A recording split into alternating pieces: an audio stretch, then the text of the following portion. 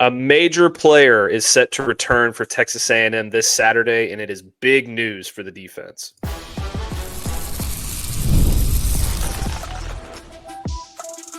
You are Locked On Aggies, your daily podcast on the Texas A&M Aggies, part of the Locked On Podcast Network, your team every day. Welcome in. You are Locked On the Texas A&M Aggies. I am your host, Matt Galatzan, publisher of Texas A&M Aggies on SI. Thank you for making Locked On Aggies your first listen every day, part of the Locked On Podcast Network, your team every day. Today's episode is brought to you by FanDuel. Football season is around the corner. It's actually here.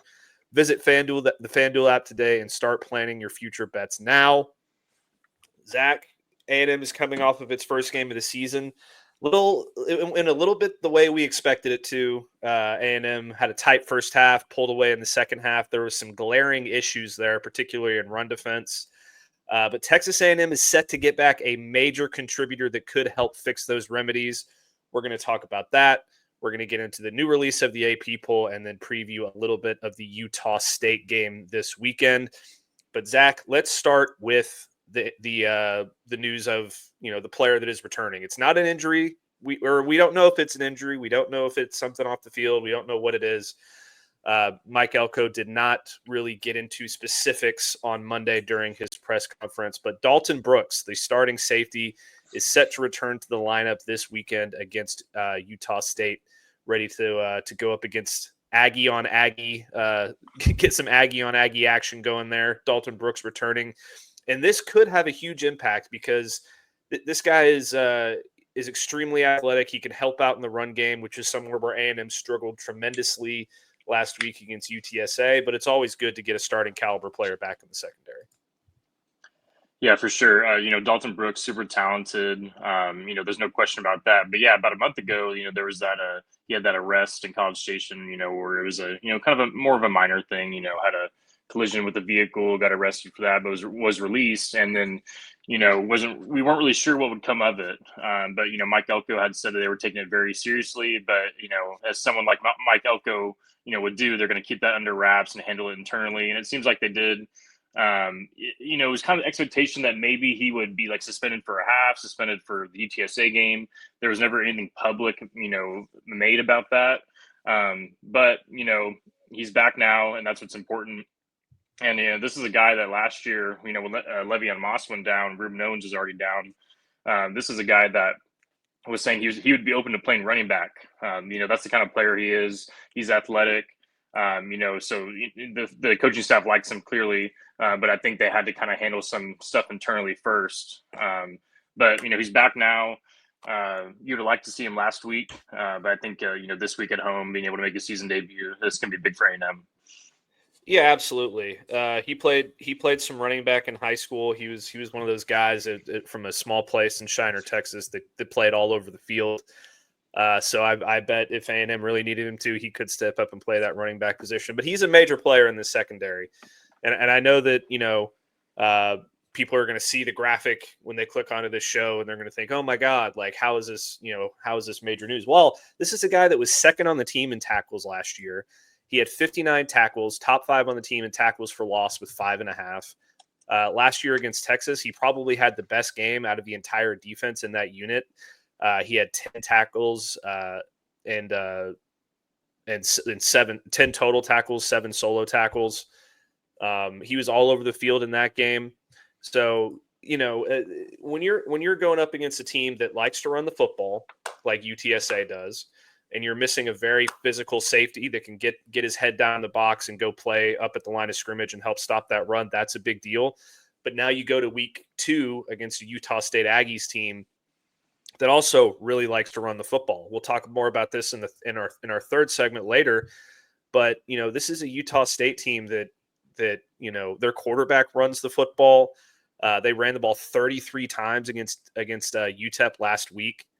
Miles Davis, the running back, had 12 carries. The quarterback, Bryson Barnes, had 15 carries. They had another running back go for 4 carries. So it's a very run-heavy team. That they like to stay balanced. They threw 28 passes. They ran 33 times. But this is a team that does like to focus on the run. and make it a major part of their game plan. So when you can get a guy back that is that physical and that, that athletic and can get down into the box and play back in coverage, it's going to be huge for your defense.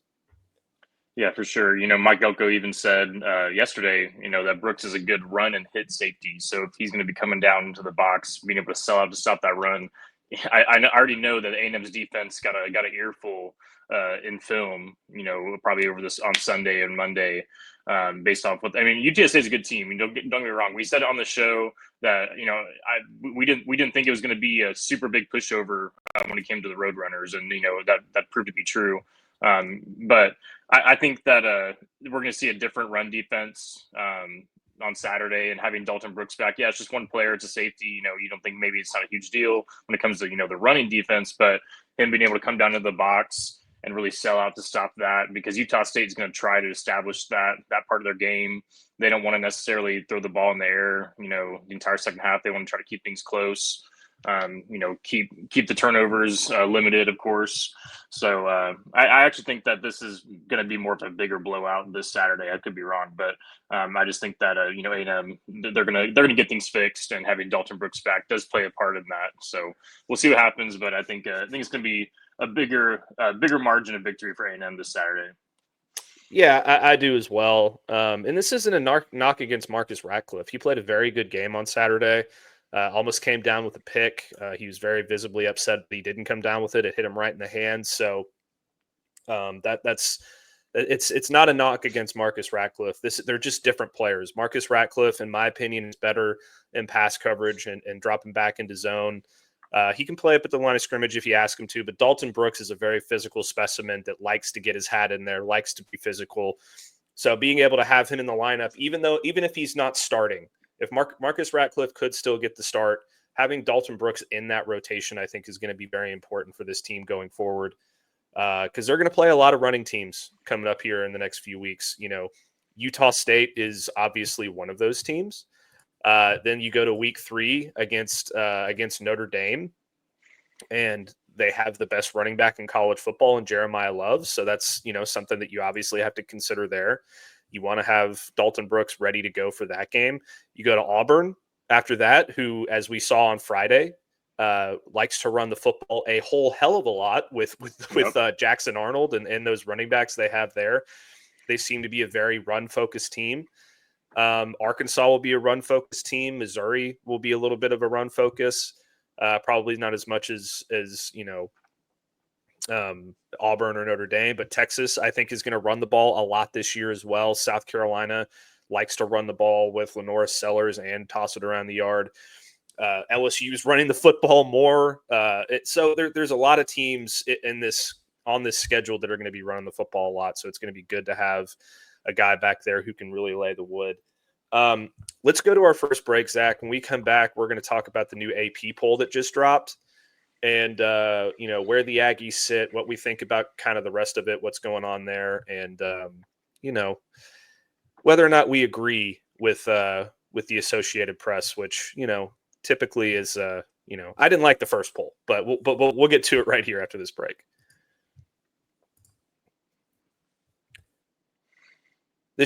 Today's show is brought to you by Supply House. When the opening whistle blows on a new repair, get your crew moving forward with Supply House. Order today and see parts on your doorstep tomorrow. Over 280,000 plumbing, HVAC, and electrical items for the most trusted brands in the business. Their real-time inventory and honest lead times keep you from punting projects, while their industry-leading customer service always has your blind side covered. Need parts fast for a project?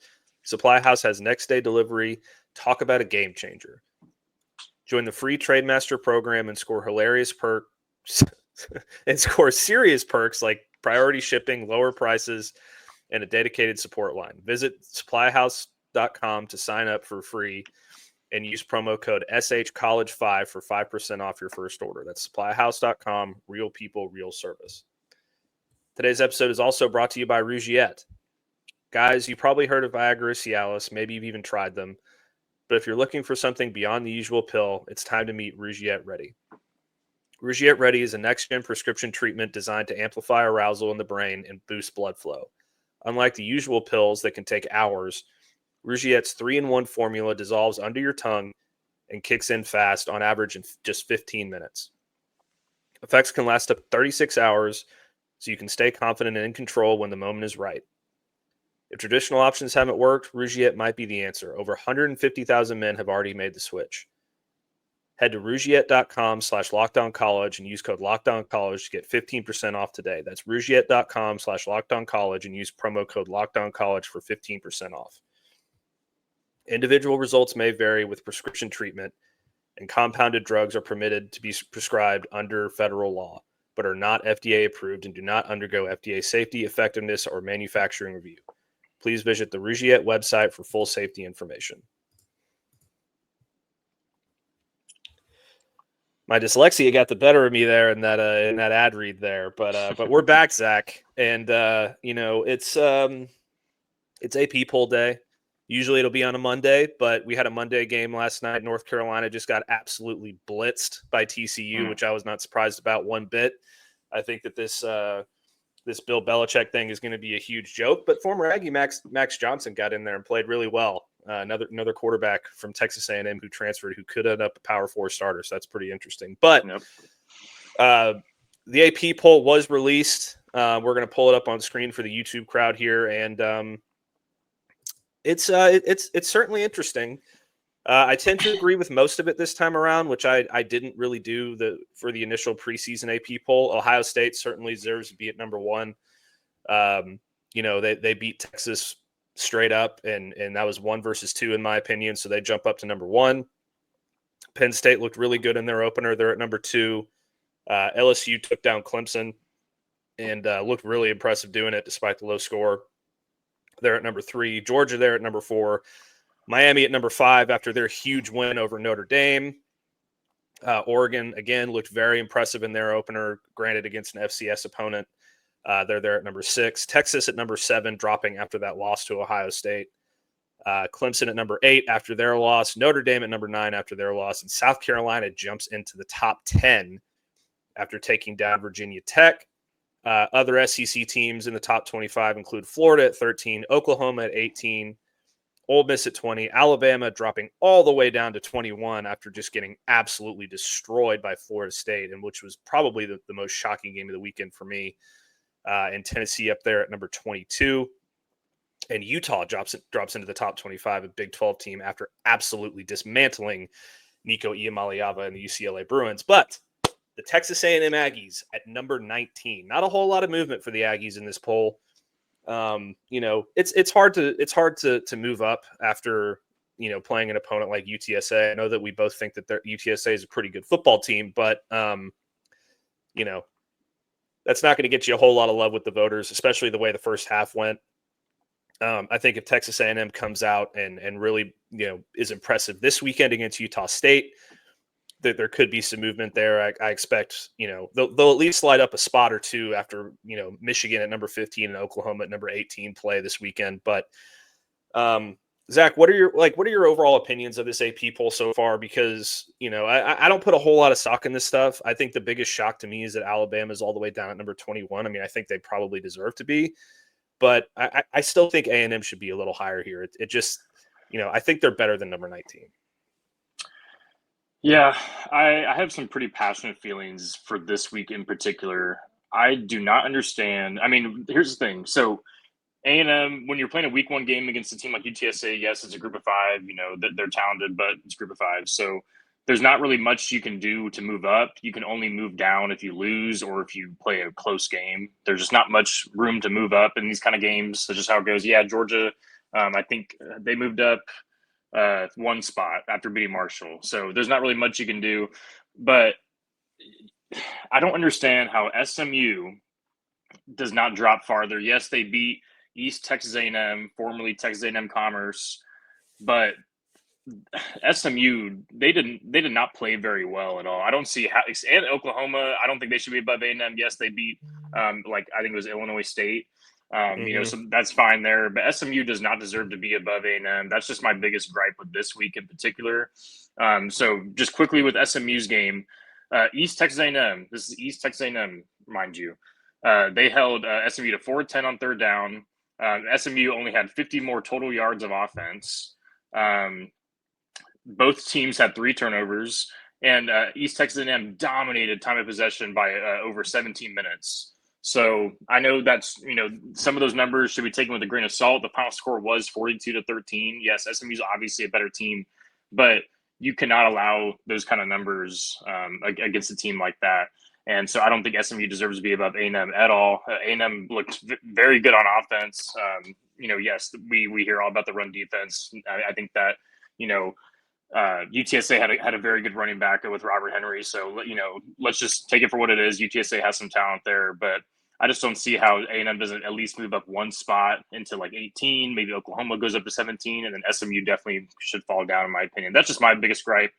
But at the end of the day, it's only week one. So you can't put too much stock into these things. There was going to be a lot of movement with a lot of the top 10 teams playing each other. So they were going to, all feast on each other, and there's going to be tons of movement there. We knew that was going to happen. So it's not like A&M was going to jump into the top 10 if they blew out UTSA 70-0. There was just no way that was going to happen. So I just don't understand how they don't move up at least one spot and SMU, stays above them. That's a little bit silly, but we still got lots of games to play. Obviously, the AP poll doesn't mean anything at this point. It's all about the CFP at the end of the day. So we'll see what happens. But when it comes to that sort of topic, I just don't agree with SMU being at that place. Yeah, I tend to agree with you. Obviously the biggest riser was LSU from number 9 to number 3, and deservedly so. They beat a really, really good Clemson team. And the stuff with Texas A&M, like the run defense, it wasn't necessarily a case where, Texas A&M got dominated up front or anything like that. The run fits weren't good. It's all fixable stuff. I thought the defensive line held up pretty well.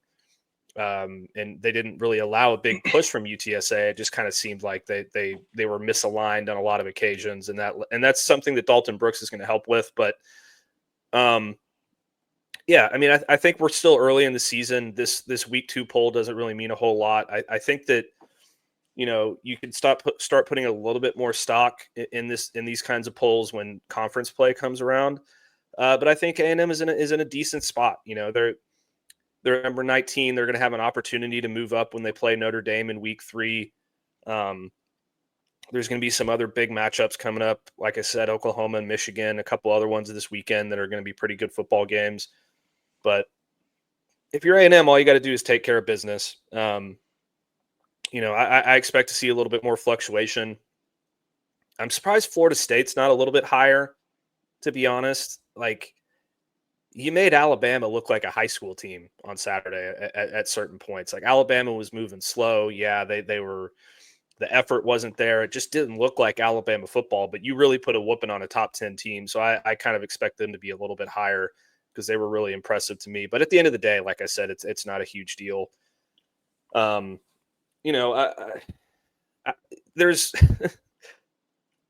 let's see, I'm doing math live on air here. There's 10 SEC teams in the AP top 25. That is a lot of SEC football teams in the top 25. You look at the Big Ten, there's Ohio State, Penn State, Oregon, Illinois, Michigan, and Indiana. That's 6. So the SEC has an overwhelming amount of the the dominance here in the AP poll. But like I said, we'll take it for what it's worth. Texas A&M is going to have some opportunities to move up over the next few weeks. They've got Notre Dame in week 3. They've got Auburn after that, then Mississippi State, then a big showdown with number 13 Florida in College Station, and then a couple weeks after that, you got the big showdown with LSU, which that's going to be probably the game on this schedule that if I'm an Aggie fan, I'm the most worried about, because that LSU football team in Death Valley is going to be an absolute monster.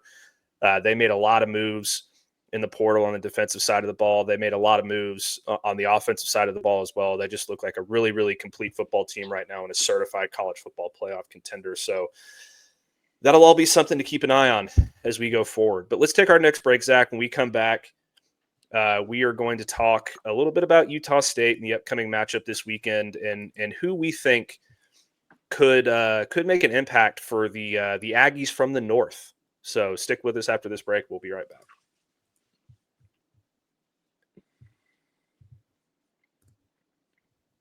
We have an important request. Locked On wants to hear from you. We've put together a survey to learn more about our listeners and make your favorite podcasts even better. This is your chance to tell us what you like, what you don't like, and answer questions about our advertising. Go to lockedonpodcast.com/survey to get started. Everyone who completes a survey will be entered for a chance to win one of 10 $100 Amazon gift cards. Again, that's lockedonpodcast.com/survey. You can also find the link in our show notes. Thanks for helping us out. Today's episode is also brought to you by FanDuel. The NFL season is almost here, and FanDuel is making sure that you're ready for kickoff with a can't-miss offer. Right now, new customers can bet just $5, and if your bet wins, you'll get $300 in bonus bets to use across the app. It's quick, easy, and the best way to add a little more energy to Sundays.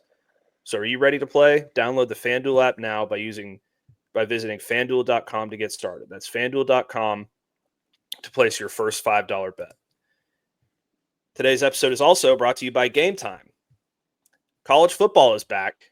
Zach and I are thrilled about it, and I couldn't be more excited. The tailgates, the rivalries, the energy in the stands, there's just nothing like it. But let's be real. Actually getting tickets can feel like more of a battle than the actual game. Endless queues, hidden fees, prices jumping at checkout.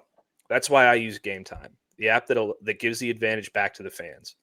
It's the easiest way to score last-minute tickets at the best prices with no surprise fees. What you see is what you pay. I pulled up Game Time, and in just a couple taps, I saw amazing deals. I'm talking about your favorite college football games for as low as $25. So take the guesswork out of buying college football tickets with Game Time. Download the Game Time app, create an account, and use code LOCKEDONCollege for $20 off your first purchase. Terms apply. Again, that's promo code LOCKEDONCollege for $20 off. Swipe, tap, ticket, go download the Game Time app today. All right. It is, 4 days until Saturday? And we got week 2 matchup between Aggies and Aggies. Aggie on Aggie crime happening this weekend in College Station. This isn't the most daunting matchup for Texas A&M. It's another tune-up before they head to South Bend to take on a team that I still believe to be a college football playoff contender despite the loss in Notre Dame. But, a lot like UTSA, this is not a team to be taken lightly. I think Utah State does have some talent on this football team, and they do some things, particularly, just based on the film last week that we saw that Texas A&M could struggle with, particularly with the run game. So Zach and I wanted to talk today about some Utah State players who could really make an impact in this game on Saturday and make things difficult on the Aggies. I'm going to start first, Zach. For me, it all starts with the running back, Miles Davis. Last week against UTEP, he had 12 carries for 88 yards and a touchdown. He also had 6 catches for 61 yards with a long of 30. So this guy has, explosive play potential written all over him. He averaged 7.3 yards per carry, had a long of 58 on the ground. And, just like Robert Henry Jr., this is a guy that if Texas A&M doesn't play their run fits well and they allow this guy to get some space and get into the open field, he can make a big play or two on this defense. Yeah, I think Robert Henry Jr., is a really good running back, and it shouldn't be too much of a surprise that he was able to have a nice game on Saturday. But I think that A&M is going to learn from the film, going to learn from their mistakes, and definitely be able to limit him a little bit, more this time around. I just don't see a Mike Elko defense giving up that kind of yardage again. Sure, there may be some things that they need to work out later on in SEC play when it comes to the rushing attack or the rushing defense. But I think this will be a good week to kind of, figure some of that stuff out. You don't want to overlook Utah State at all and look ahead to Notre Dame. Even if you do overlook Utah State somehow, you're still probably going to be able to pull out a win anyways. But you don't want to, skip any steps, heading into, arguably your biggest game of the season or one of your biggest games of the season in week 3. Miles Davis, very explosive as we can see. Of course, they were playing UTEP. UTEP, is, not the best when it comes to group of 5. But the fact that, Miles Davis was able to lead the team in receiving as a running back, by far had the most receptions. And so, I think that, definitely going to be a guy they're going to have to watch out for. But there's someone else that kind of stands out to me a little bit on the roster. When doing some research on this, I think that this guy will kind of have to, make some plays if Utah State wants to have any chance, and that's going to be Anthony Garcia. So he's a quarterback. He's listed as a quarterback, but against UTEP, he had 3 receptions for 51 yards, no pass attempts, no rush attempts. This guy is a quarterback. Okay, so this is like Ryan Tannehill essentially, back when he was a receiver at A&M. Before he went on to have a very nice NFL career as a quarterback. Not saying Anthony Garcia is going to be that, but very interesting to see that. You don't really see that from quarterbacks a whole lot. So Anthony Garcia, he started off at San Jose State, came to Arizona, didn't play a lot there last season, then came to Utah State this season, and Utah State head coach Bronco Mendenhall. He said that he still sees Garcia as a quarterback, but injuries kind of forced him into that receiver role this past week. So, this could be a guy that Utah State looks to maybe run some trick plays with. They have nothing to lose in this game. They're going to probably pull out all the stops, show a lot of their playbook, and Anthony Garcia being a guy that A&M's going to see on film as a receiver, they're going to be expecting him to do some of those things. Oh, what do you know? Here he is dropping back all of a sudden on a trick play, hit him for a touchdown downfield, and that could be how Utah State gets some of their points on the board, because points are probably going to be hard to come by, despite what A&M's run defense, failed to do last week. But yeah, here's Bronco Mendenhall on Anthony Garcia, quote, "Anthony's a really good athlete. That doesn't mean that he'll exclusively play receiver. We like him at quarterback also. However, in the meantime, and this philosophy really goes all the way back to Taysom Hill at BYU, who Mendenhall coached there while he was our quarterback. If there would have been another viable option at quarterback at BYU where it was close, we certainly would have used Taysom elsewhere. So, this is a guy they clearly want to use in different roles. And he's already proven that he can play a receiver. That I don't care what team you're playing for. If you're at the Group of 5 Division I level, and you're playing receiver and getting reps in a game, and you're also listed as a quarterback, you're a good athlete. And so I think that Anthony Garcia is going to be one to watch for. It could just take one or two plays for him to have an impact on the game. And I don't think Mike Elko and staff are going to overlook him necessarily. But definitely you want the defense to keep an eye on him in every play, because you just never know what's going to come. Yeah, no, that's a great pick. He's kind of a wild card out there, so you never know where he's going to be on the field. You're going to have to keep your eyes on him, whether it's in the receiving game or with the trick plays, like you mentioned. I mean, if this Utah State team is coached very well by Bronco Mendenhall, second straight week that Texas A&M is going to go up against a very good football coach who knows how to use his players the right way. I wouldn't be surprised to see them pull some shenanigans with this guy and try and catch A&M off guard. So I think that's a great pick, Zach. The other one I want to mention real quick before we get out of here is pretty obvious, but it's a quarterback, Bryson Barnes. This is a dual threat guy. He's a decent passer. He was 19 of 28 for 233 yards and a score with a long of 52 against UTEP. But he also ran the ball 15 times in that game. He was sacked 6 times, which, attributes to the rushing statistics in college football. But he also had an 18-yard run. So this guy can move. He's a mobile quarterback, which has given the Aggies trouble in the past. So that'll definitely also be something to keep an eye on this weekend as we go forward. But that's going to do it for another episode of Locked On Aggies. It's another big moment on Locked On. College football fans, Locked On and Fire TV present College Football Kickoff, your ultimate college football weekly preview. Drake Toll of Locked On Big 12 leads the conversation alongside 2-time AP Coach of the Year Gary Patterson, former college star Jesse Holley, and Locked On's local experts. Hopefully I'll be on there during Notre Dame week or maybe Texas week or a couple of these other big games. So keep an eye out for that. It's a college football preview that only Locked On can do. Catch College Football Kickoff every Thursday throughout the season, only on Fire TV. And once again, thank you for making Locked On Aggies your first listen today. Don't forget to like the video, subscribe to our channel, subscribe to our podcast, give me a follow on Texas A&M Aggies on SI and on X at Matt Galatzan. Follow Zach on X at Zach Dimmitt 7 with 2 M's and 2 T's. And we will see you next time.